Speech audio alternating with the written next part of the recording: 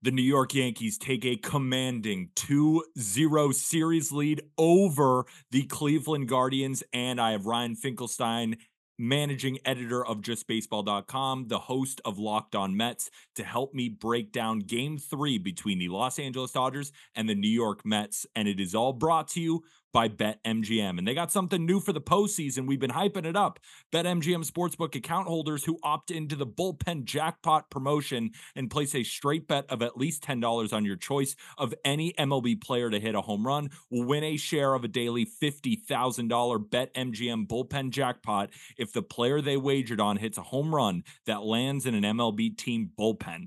Prizing will be paid out in bonus bets that expire in 7 days. Remember, the offer will be available every day throughout the postseason, and customers will need to place a $10 or more wager on any MLB player to hit a home run. If the player hits a home run that lands in the bullpen, they will get a share of a $50,000 daily prize, which is awesome. If one guy hits it into the bullpen, it ain't over. The next guy could do it. You'll all get a share of a new $50,000. Make sure to use code JustBaseball for that first bet offer up to $1,500 in bonus bets if your wager loses. To get started, gambling problem, call or text 1-800-GAMBLER. Must be 21 or older. Terms and conditions apply. Think 2-0. Come on, hype me up right now. Come on. You feeling good? Yeah, I'm You're feeling good. Are you kidding me? And it's great to talk to you because you feel the similar vibes. I talked to Jack. What is he going to talk about? His White Sox? I can talk to Aram. Oh, the Marlins have a good prospect. We're champions. We're winners. It's good to talk to another winner.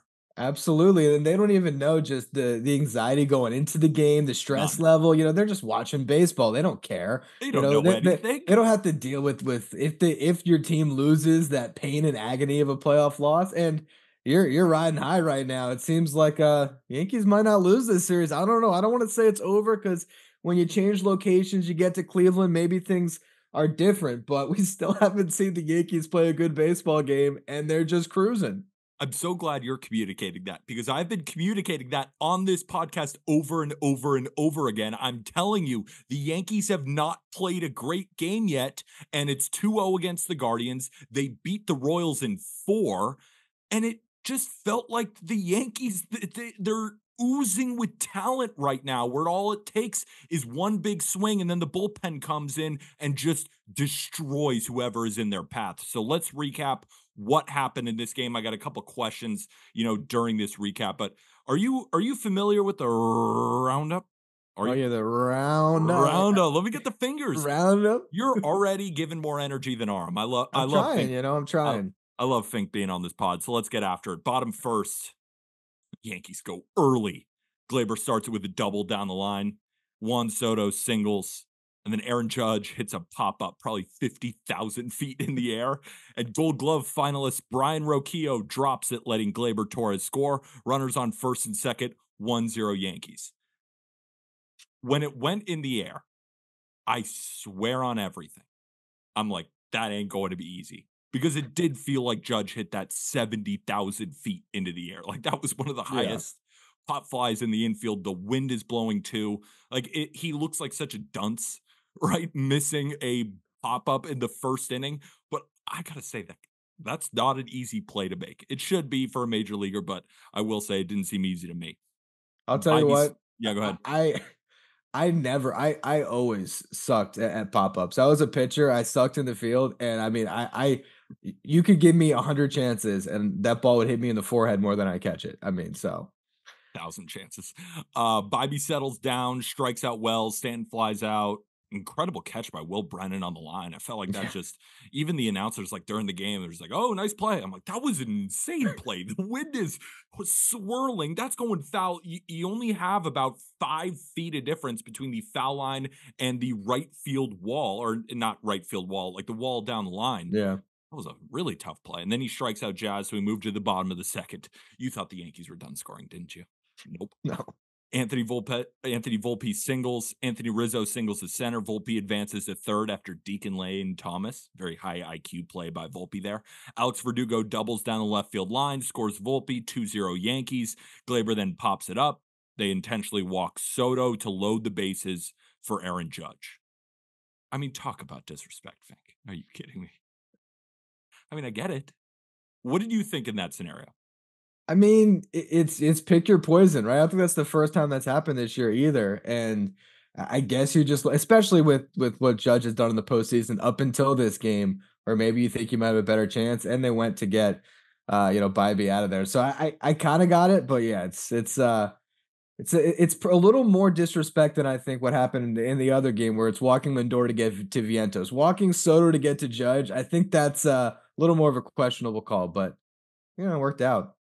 It can't be more disrespectful than Lindor to Vientos. Like, that's understandable. Vientos That's what is I'm saying. Yeah. he's a younger hitter. He's going up against a righty at least, and Lindor had already hit a home run versus going to Judge, the guy who hit 58 home runs this year. Incredibly disrespectful. And Judge, like, kind of took advantage, got a sac fly. Yankees lead 3-0. Again, Tanner Bybee did exit. Questionable call by vote. Bybee's final line, 1 and a third, 5 hits, 2 earned, 2 strikeouts. I think everybody saw that he didn't quite have it. But for vote, like, that's your starter, right? You have Alex Cobb, you have Matthew Boyd. We even saw Ben Lively at the end.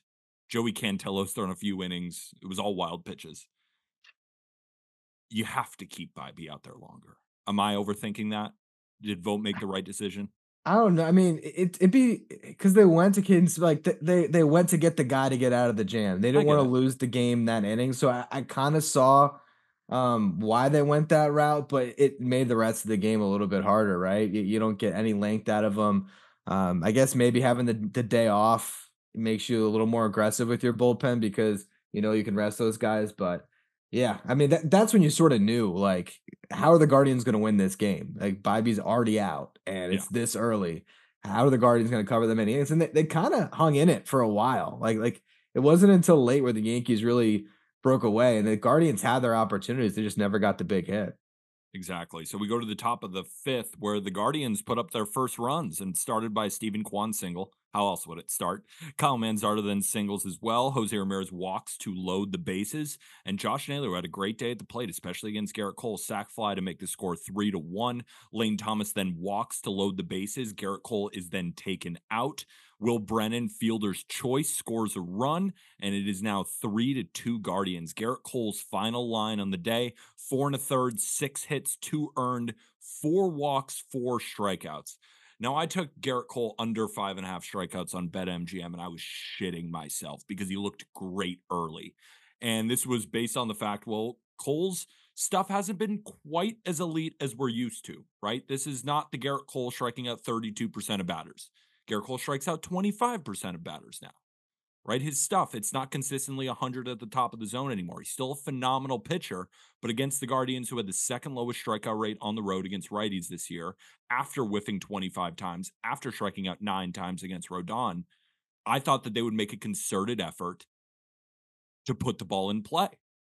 They didn't really until the end, and I felt like I got lucky when Cole's kind of command just got away from him. But for the first couple innings, and the reason why I wanted to bring that up is you see the final line, 4 and a third, 6 hits, 2 earned, and you think, oh, Garrett Cole kind of had a rough start. Not really, right? What was your read? Yeah, I mean, I thought it was but like you said, it's you're so used to Garrett Cole being this dominant pitcher, and I don't think he's quite that, but he's still, Very good. whenever he wants to just like throw in that curveball at the top of the zone and just get a strike, he always has that. And it's such a tough pitch because it's like you can't hit that, but it's going to be called a strike. So he's still had it in some respects, but yeah, I think it was a little telling that they didn't want him to try to pitch out of that jam himself. They went to the bullpen. So we'll see. I think as you kind of transition eventually, if the Yankees get to the World Series, I think that's going to be sort of a talking point. Like, are the Yankees going to be able to win the World Series against either of those teams if Garrett Cole is not at his absolute best? But even 85% of Garrett Cole is really damn good. But even to be fair to Cole, 7 innings, 6 hits, 1 earned in his last start, right? Exactly. It was right. Dominant. But it's just there's been 3 starts and 2 of them have been like, Yeah. okay, and one's been great. So, we're used to Garrett Cole being lights out every time. So that's the only thing I'm just saying. For now, like they're gonna be fine this series. I'm just wondering what's Garrett Cole against a Dodgers lineup or a Mets lineup gonna look like? It's probably going to look really good. It might be a no hitter. right? If you Might think be. about a bounce back type performance against those feeble offenses, it'll It's be feel easy for Cole. No, but Clay Holmes then comes in, ground ball wizard, just get him out of the ninth, put him in any other inning, and he turns into Tom Gordon, right? Shout out the old Yankees. it's John crazy, Wetland, man. such a I love Clay Holmes. I even tweeted out Clay Holmes is a gangster. And everyone's like, well, he only got out Austin Hedges. I don't care. I don't care. You can only face who's in front of you, think. But I will say, like, when you're, I mean, I'll be honest, I'm a Mets fan. I'm kind of rooting for the Guardians watching this game. So they load the bases, and I'm like, all right, who's coming up? It's like, oh, it's Austin Hedges. Like, what are the chances that Austin? I was thinking, like, do you pinch hit here? Like, if it was me, I think I probably would have. I don't know who I grab off the bench, but man, What if Vogt said screw it and he grabbed a bat? He's like a year out from playing. don't you think the vote has a better shot at getting a hit than Austin Hedges? No. Like, no. Of Are course you sure? not. Like, I wanted to go along with your joke, but that is so unbelievably disrespectful to Austin Hedges. Like, it's What insane. is Austin Hedges hitting this year? It had to be below the Mendoza line. Oh, Come it's on. way below the Mendoza line. He's hitting W 152. I But hey, I mean, Stephen Vogt is a manager now. I know, but I mean, Stephen Vogt with the adrenaline. I mean, Stephen Vogt is a pretty good hitter. I don't know. He'd put the ball in play. I th I think.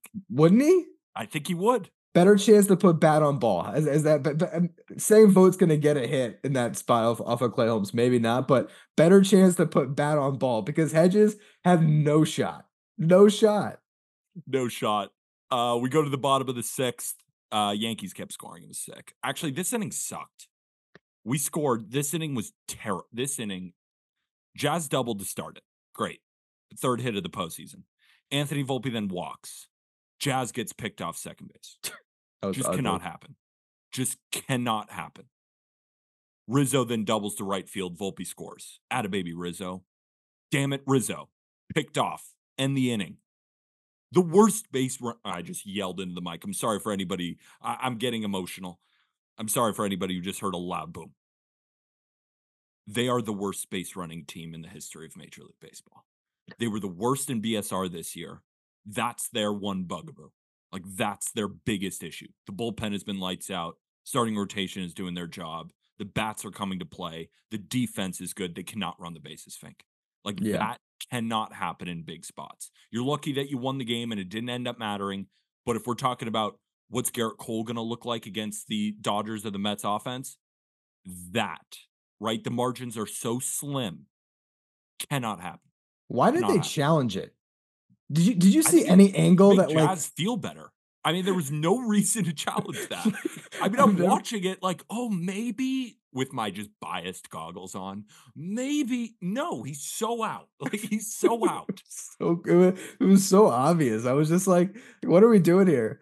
Oh man, it was such a bad like you couldn't even if it was close, you couldn't overturn it because of how bad it was that it got picked off that way. Even if he was safe, call him out just for Yeah. being an idiot. Rizzo, you too.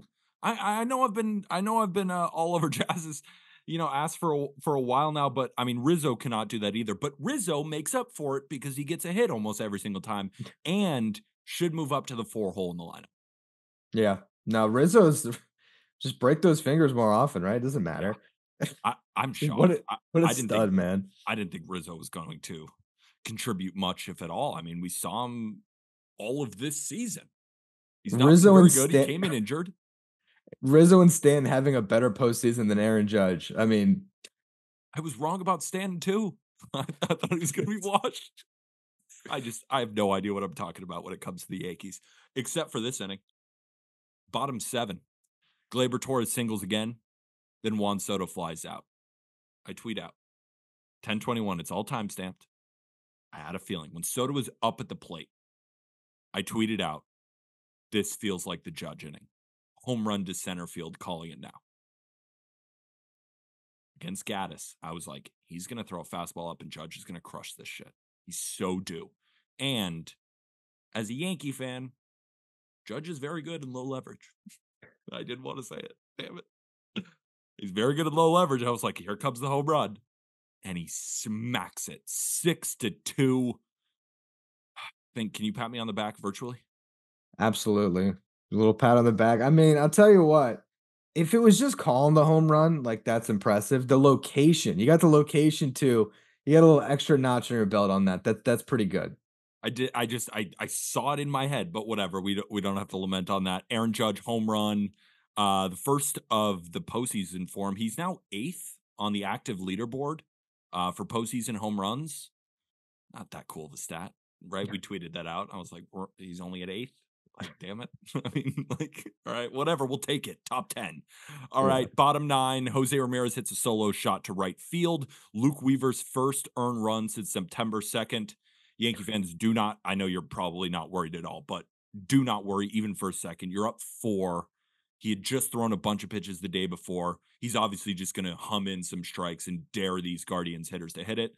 And the best hitter on the Guardians, a top 10, top 5, whatever, however you want to rank him player, clipped one to the short porch. Whatever. Yankees win 6-3. Gleyber Torres continues his postseason tear, 3 for 5 with 2 runs scored. Volpe, consistent, good at bats all series long, 2 for 3 with 2 runs. Rizzo, another good day, 2 for 4. Fink, we got a 0.77 ERA by the relievers in this postseason. I'm feeling good. Good is an understatement. I'm feeling great. Now that I think about it, great's kind of an understatement. I feel amazing. On I cloud feel 9, huh? amazing. There's no drug quite like winning in the playoffs. I'd have to agree with that 100%.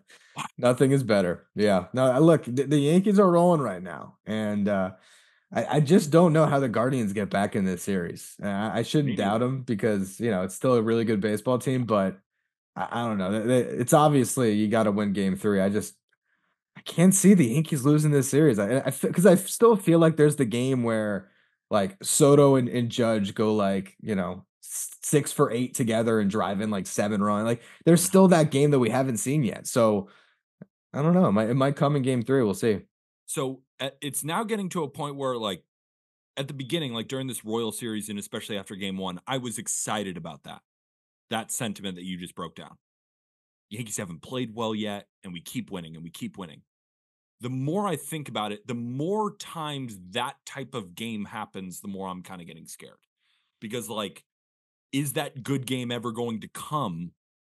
And then when you face the Dodgers and the Mets, like, we need the best games of the Yankees every single time to win the World Series. So Yeah. I'm happy about it now, but every single time that keeps happening, I'm going to get more and more afraid. Right now, I'm toeing the line. I'm just walking the tightrope. And I feel good. I think you know what I'm getting at. Give me some of your takeaways from this. Like, you're talking about how you don't think that the Yankees are going to lose another game in the series. And as much as I want to agree with you, have to respect the Guardians, only team in the American League with 50 wins at home. They were an excellent home team this year, playing in front of that crowd as well. Like, do we win both the Schmidt and the heel start? Maybe. Maybe this bullpen continues to just shut everybody down, but the Guardians' offense ticks up a lot at home. They're just a much better team at home. I do think they clip one from us, but I think we win in 5. Like, Yeah, the and good old gentleman sweep. I could see that. Yeah, I think just to touch on what you were saying before, I almost feel like not say you want the Yankees to lose a game, but you kind of want them to be pushed a little bit. I feel like because I don't want to say it's worst case scenario. Your team might sweep the ALCS, but if the Yankees sweep the ALCS and Mets Dodgers goes 7 and it's this like crazy series, whoever wins that series is going to have so much momentum, and the Yankees have been sitting around for like 4 or 5 days. I just don't know. So I don't know exactly how you'd feel about that scenario if it all broke out that way. you shouldn't have done that because now you gave me excuses that I will use all series long. Because if we sweep, we're the most dominant team. We're easily going to win the World Series. If we lose a couple of games, good. We're building momentum in I this just scenario. Where we've been tested, we'll go in a similar way that the Dodgers and the Mets go in. This is a win-win for me. We yeah. can't lose. We can lose. We can Well, yeah. I definitely mean, lose the series. yeah. Got to be careful. Then there's the world where the series goes to Cleveland and the Guardians are that amazing home team and they take all three, and then all of a sudden it's. completely different scenario. I do think the Guardians get one. I mean, the next Yeah. 3 are played at home, especially when they're facing elimination. They left a lot of opportunities today where they could have got the big hit and it would have been a different game. So, yeah, we can't overreact too much to a couple of losses with the Yankees at home, but it it it has been very lopsided in the sense that just feel that the Yankees have so much more talent than the Guardians, particularly when you're looking at the lineups. Yeah. So, Guardians Nation, you know I love you. The Guardians are probably my second favorite team. I freaking love this team, and I hate that we're facing them in the playoffs right now because I love this fan base. I love the players. Bybee, Kwan, Sandlin, Quantrill. There's been so many players on our podcast from the Guardians. Love the Guardians. And the Guardians are so good because they're so good at the little things. The defense, base running, the bullpen, managerial decisions. This is why I have so much confidence that the Yankees are going to roll through this series, is because the Guardians are not doing the little things. And then when they're not doing the little things, you see an enormous talent gap, which is Yeah, not always that big of a deal because the Guardians have been beating teams with more talent than them all year. But when they're not doing the little things, the talent is just so overwhelming on the Yankees compared to the Guardians that it looks like they're two completely different teams and it doesn't look like an even series at all. But if yeah. the Guardians then go back home, they start doing the little things again, maybe behind their big time crowd, they can get back into the series and then it's anybody's ball game. But if they don't clean up this defense, they don't clean up the base running, Stephen Vogt making questionable decisions, this series is over, Fink. The series is over. Yeah, I mean, it sounds obvious to say if they don't win game 3, it's over. But like they really, they don't, they should, not only do they have to win game 3, I feel like they have to like kind of win game 3 convincingly, right? Like Yeah. score a bunch of runs, really, really show that they're in this fight because it's just like you said, the Yankees are still not at their absolute peak and they cruise today, like, Yeah. especially at the end of that game. You know, when it was 3-2, it was like, all right, there's maybe a chance the Guardians get back in it, but then the Yankees bullpen just neutralized them completely. I love this Yankees bullpen so much. I love Luke Weaver and Tommy Cadley, and I love Tim Hill. Jack was trying to disrespect Tim Hill yesterday. Yeah, he had one little rough outing. He's been so good with the Yankees. He was so good today. All right, enough Yankee talk. I Wait, think I've had what enough. one last thing on this Yeah, go game, ahead. We can keep going. We'll because go for 2 hours if you want. I want to give Jack some shit. I'm sure you'll have all the time in the world to do that, right? Oh Because yeah, you could. I'll turn off my camera. You could just go.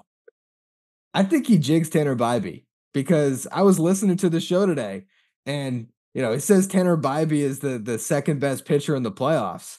Like, you You watching heard me. Sean I mean, You heard me back up the Sean Manaea crew. I I mean, did. how can you say? How can you say he's not as good as anybody left? I think it was like the last 20 starts of the season. Shaw Mania led Major League Baseball in batting average against. He just doesn't give up hits. Like he Yeah. does not give up hits. You know I when think I his knew whip Sean was like Manaea. what happened? Oh no, sorry, I didn't mean to interrupt you. The only what I was saying on the podcast yesterday, the Otani at bats versus Manaea. Yeah. He made him look like a little bitch. Nobody does that to Otani ever. He's flailing, he's rolling over. He looks like he can't even see the ball coming out of Manaea's hands. You look at Mookie getting blown away by 91. Blown away. It's like it's 100. Mookie, it's 91 and you're a righty. You should be able to see it. Manaea's the truth. Manaea's the truth. I'm like curious right now to see how tall is Chris Sale because it's basically bigger Chris Sale. I I even mean, I mean, I don't know if you saw that clip where we posted where I was like, this is a bigger Chris Sale-esque pitcher. And I felt like, whoa, that's a little bit too much of a comparison. But no, I mean, is it they're not they're, what it is? they're both 6'6", but yeah, I mean Mania is just a little bit thicker than Chris Sale is, obviously, but yeah, it's been crazy to watch what Manaea has done this year, and yeah, those Otani at bats, he just obviously didn't see the baseball at all. At all. So before we get to the big time breakdown from our guy Ryan Finkelstein, game 3, Dodgers versus Mets, a quick break. All right, Fink. Walker Bueller is taking on Luis Severino. Severino has rose to the occasion before. Walker Bueller, friend of the program, clearly big time pitcher. Give us the breakdown.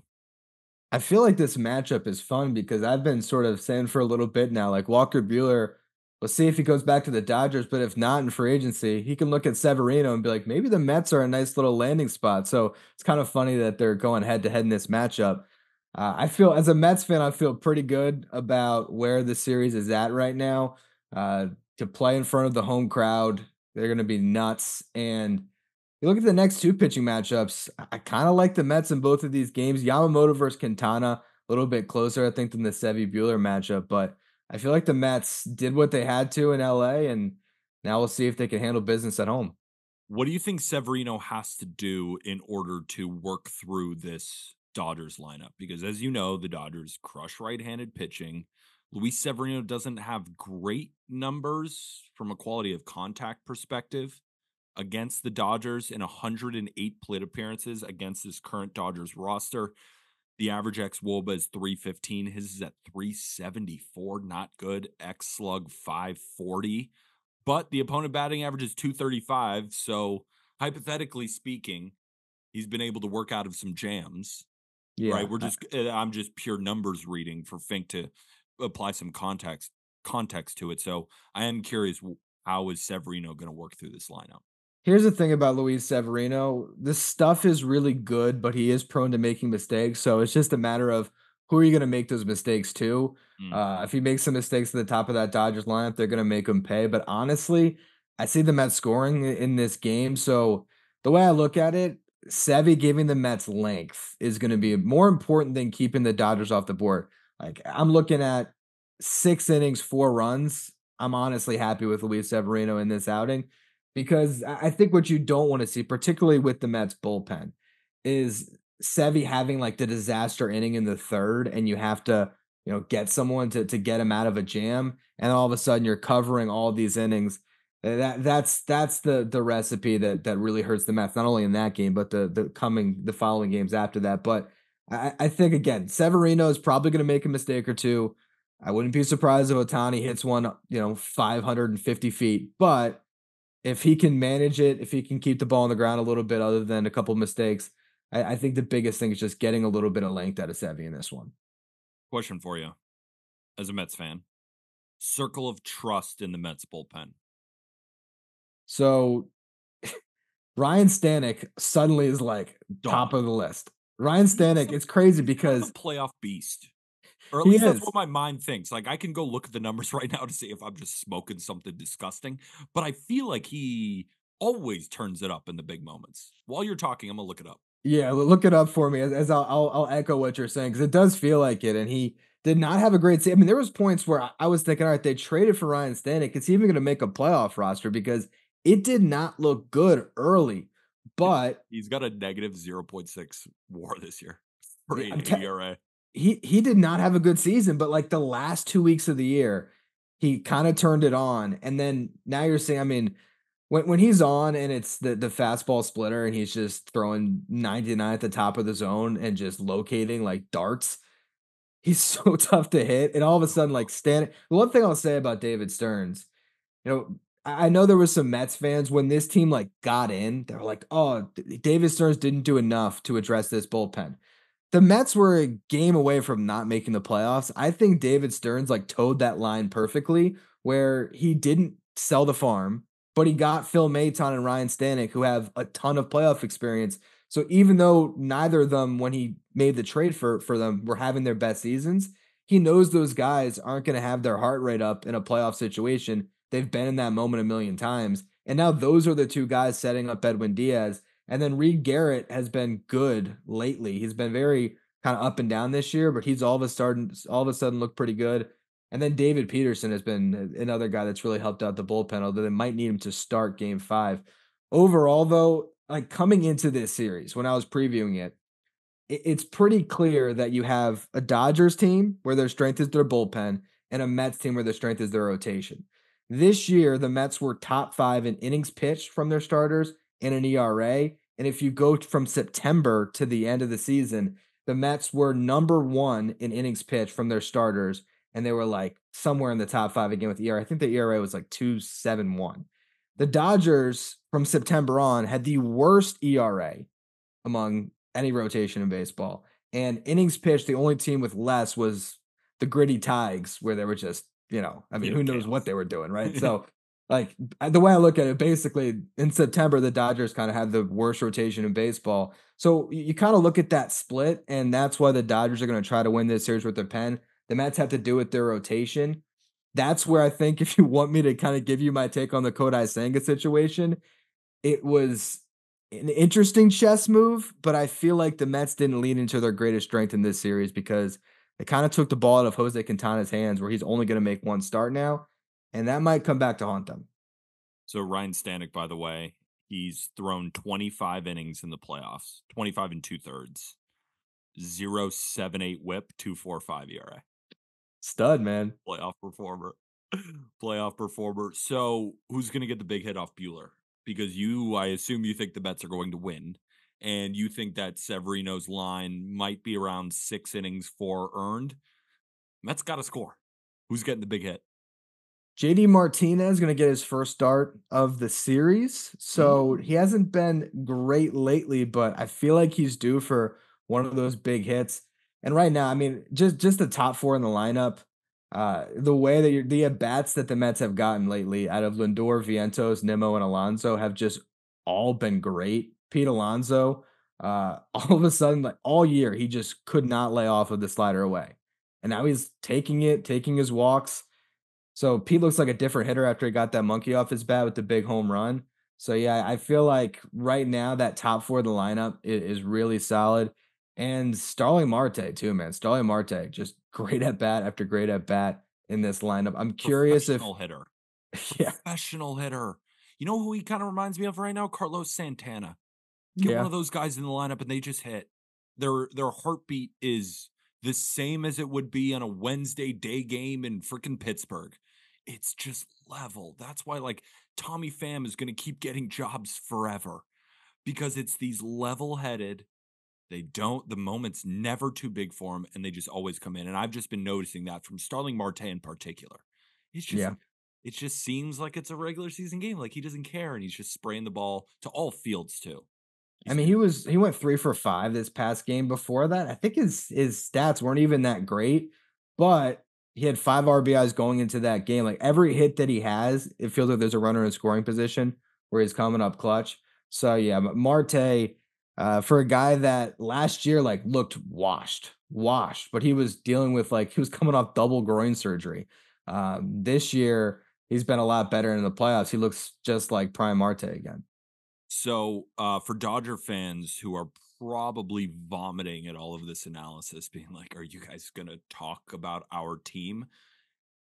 What is a not a nightmare scenario for the Mets? Because Severino gets hurt in the first. Like, I don't want to go there. But how do the Mets lose this game? Because obviously, I mean, the Dodgers are very good. So give me the path for the Dodgers here. Well, I mean, the Dodgers could jump all over Sevy. I mean, that's absolutely something that could be in the cards. He's gonna like he's gonna make mistakes. It's just how many mistakes does he make and who does he make them to? Who's on base when he makes those mistakes? I mean, if Severino gives up a pair of 3-run homers, Dodgers are probably gonna win the game. So yeah, I look at this one and I don't necessarily think the Mets have a huge advantage. I think it's hard to look at what Sevy's done this year compared to Walker Bueller and say the Mets don't have a starting pitching advantage in this game. But the Dodgers lineup is definitely not going up against Sean Manaea this time, right? Yeah. And so I'm definitely not saying, oh, the Mets got this one in the bag. It's going to be a close game, and I think it's going to be a series where these teams are going to trade blows. I would say, as far as the series goes, you know, the Mets. I'm really worried about Game 5 with Jack Flaherty going against I don't know who.